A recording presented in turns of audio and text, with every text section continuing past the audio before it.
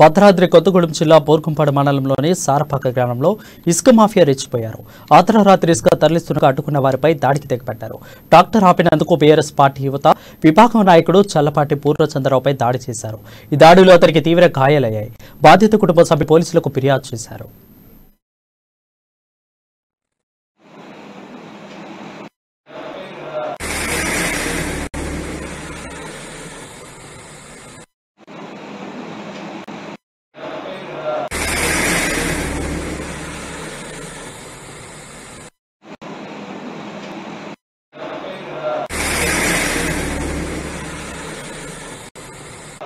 మా ఆయన ఇసుక మాఫియా నడుస్తుంది అని చెప్పి దారి మధ్యలో బయటికి పనుందర వెళ్ళారు.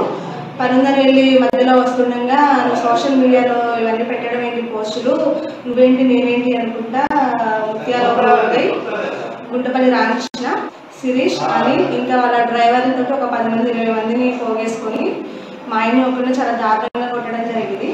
ఇంతకుముందు ఒకసారి ఇలాగే ఇంటి మీద కూడా వచ్చారు. అప్పుడు ప్రాణహాని ఉందని చెప్పాము. అంత పట్టించుకున్న వాళ్ళు ఎవరు లేరు. ఇప్పుడు చాలా సీరియస్ అయింది రాత్రి అయితే. ఇప్పుడు గడిస్తే కానీ ఏమీ చెప్పలేమని చెప్పారు. ఇప్పుడు కొంచెం పర్లేదు. మాకు వాళ్ళ నుంచి ప్రాణహాని అయితే ఉంది. కొంచెం జాగ్రత్త తీసుకోండి.